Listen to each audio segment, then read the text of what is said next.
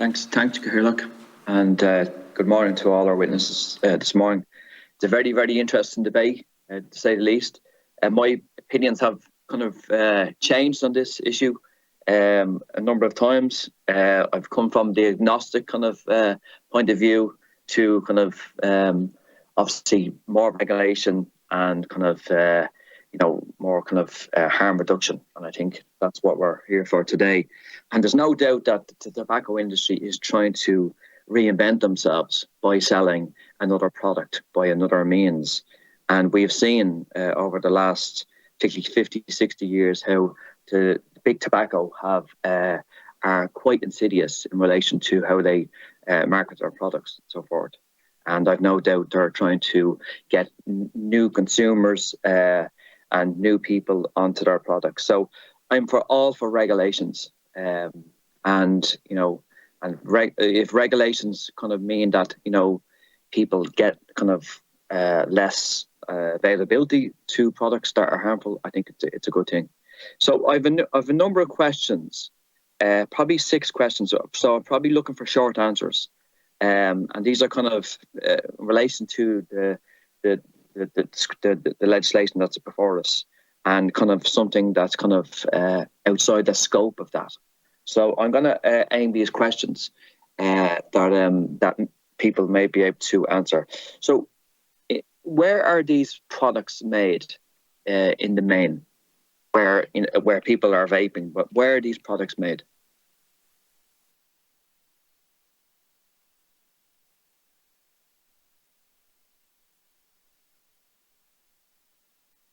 Varies depending on the market and the manufacturer. A lot of them would be outside of the EU, some within the EU. It's hard to say definitively what proportion come from where, really. So okay. How much is? Sorry. Just short. I'd imagine a lot of them probably come from the likes of China or like Vietnam, where manufacturing is cheaper. I would, like as Paul was saying, I doubt it would come within the EU anyway. But that's probably where the majority are coming from. Right. So the majority would be outside the European Union. Yeah, but they would still have to meet standards set out under the Tobacco Products Directive, which has been transposed into Irish law for the last 5 years. Okay. How much is, for want of a better word, how much is the market worth at the moment in Ireland in relation to e-cigarettes and kind of vaping?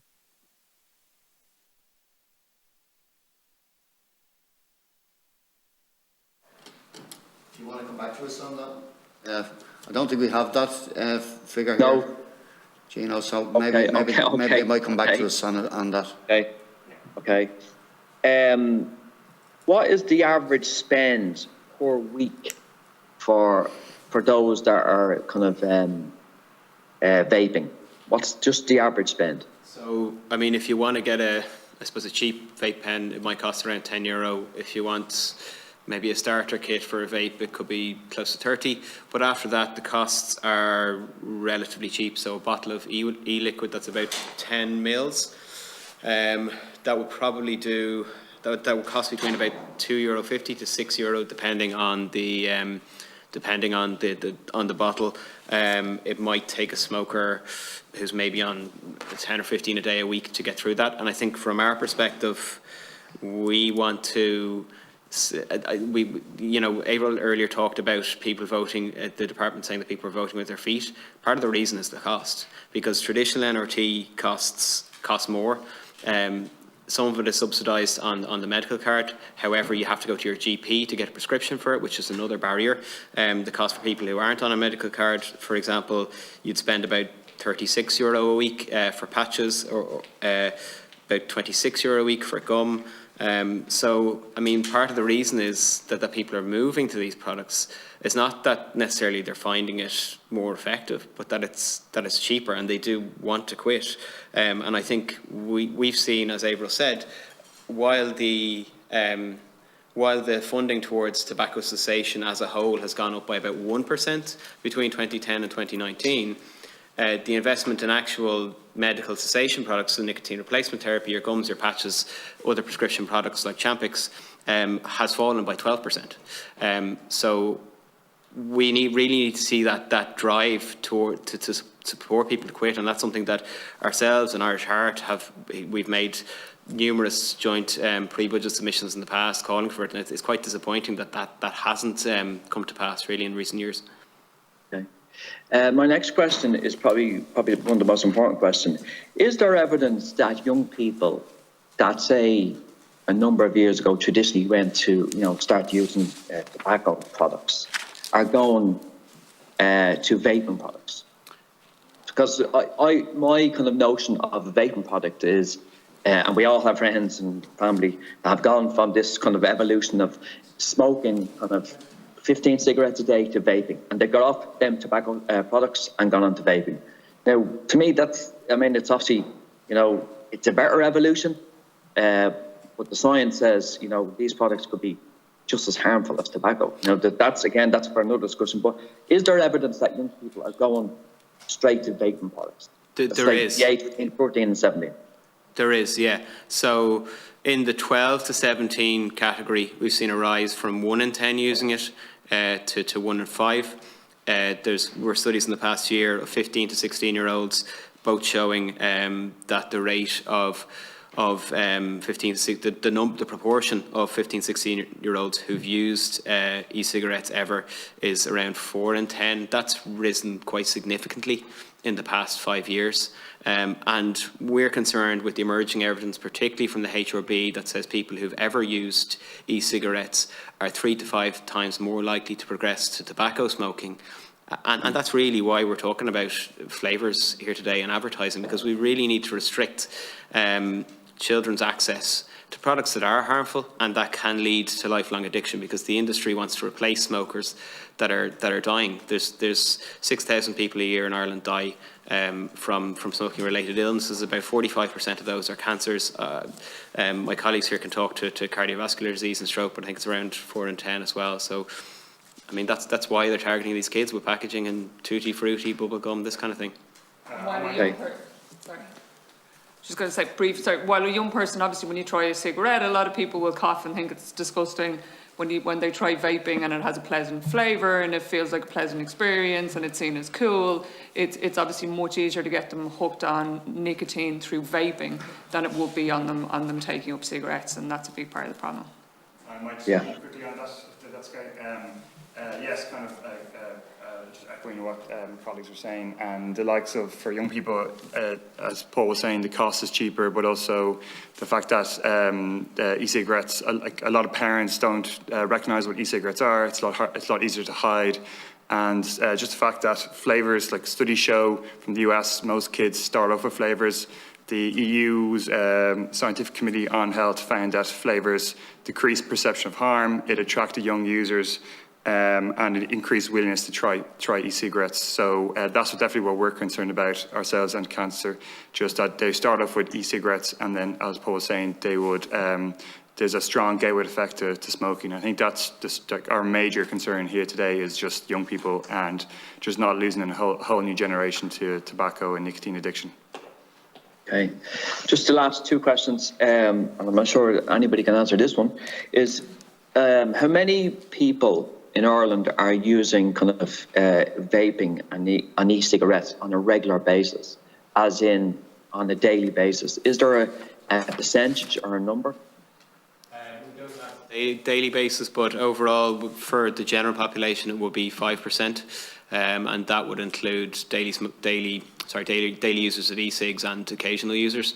And again, more generally, we see a higher preponderance of it in younger people. So that figure of 4 in 10 for 15 to 16-year-olds who's ever used it, 16% of that group have used it have used an e-cig in the last 30 days, which is really worrying, particularly when it's taken in tandem with a rise in smoking rates among that group in the past few years, as Chris pointed out earlier. Okay. And my final question is in relation to, and we've all seen the evidence of this, that less people are smoking tobacco products, as in traditional cigarettes, and that's a good thing. That's a very, very good thing. There's been numerous, I suppose, factors in that, and that's a good thing. So obviously, in them, say 25 years, we're looking at a 25-year block, or even 25-year block. I'm guessing that the percentage of people that have stopped smoking is probably 25 to 30%. Okay, it could be a ballpark figure like that.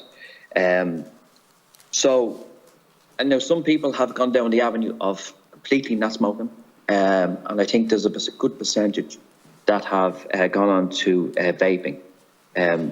So with that, and that obviously has kind of a wider effect, societal effect in relation to public health. Again, that has been a number of factors. So with that, now I've actually forgot where my question's going, but that's a good thing. That's a good thing. Let's be honest. That is a good thing. But what we don't want, and I was kind of slightly fooled by this, is you don't want to have a situation where somebody has gone off cigarettes to traditional tobacco and has replaced it with something else, right? Now, the narrative out there, again, we can discuss this later, is that vaping is less harmful than cigarettes. Now, I know I've heard during the statements is that you're saying it's not. And now some people will argue that, vaping is less harmful to those that are smoking. So if somebody's smoking 30 cigarettes a day, and they said, look, I have to give this up because my health is going down the Swanee, I'm going to start vaping from here on in. Is that less harmful? But some people will say it is, I'm not smoking 30 cigarettes, but I'm doing vaping, which is, which people say to me, the narrative is that it's less harmful. But you're saying it's just as harmful. I think the evidence says that, what we know to date says quite strongly that it's less harmful than smoking. But as I said before, when you light a cigarette, there's 4,000 poisons that come from that, elements of rocket fuel and rat poison included. So there'd be very little way it could be as toxic or more toxic. So what we don't know is how damaging it's going to be over time. We've only got the evidence of, from the general sale of these, of really 15 years or less to work on. And so it hasn't fully worked out, but we know they are harmful. It's just the extent to how harmful they are is the question. But it's not likely they're going to be as harmful as cigarettes are. So, I mean, that's it. I mean, what we would say to people is that, you should only try cigarettes if you've tried every other quit mean that's out there. But then if you can't quit in any other way, absolutely, because the chances are that it will reduce the harm that you suffer from smoking. So, and we know plenty of doctors who take that view that, as I say, cigarettes are becoming more addictive. It's really, really difficult. And any of us who've gone through it, know just how difficult it is. But, you can... like what the doctors are saying is that, try the other methods that are safer, the other quit methods, and if they don't work as a last resort, absolutely try these because they won't be as damaging, in all probability. Thank you. I agree, but I think any long-term smoker as well, even if in desperation they take up vaping to try and at least get off the tobacco, I think the last thing any long-term smoker wants to see is a child taking up the habit or a young person taking up the habit. And that's why it is possible, to maintain access to vaping, as we said in our opening statement, for adults who feel in desperation that it's their only option, while also protecting children from the flavouring and marketing, so that children who never would have taken up cigarettes or who might have tried them once and found it disgusting and not gone on to have a nicotine addiction, that they don't end up using e-cigarettes as a gateway to nicotine addiction and cigarettes and tobacco smoking. And I think the key point is, as you said at the start, Deputy Kenny, as well, that look, we're making progress. Like, we've been winning this fight.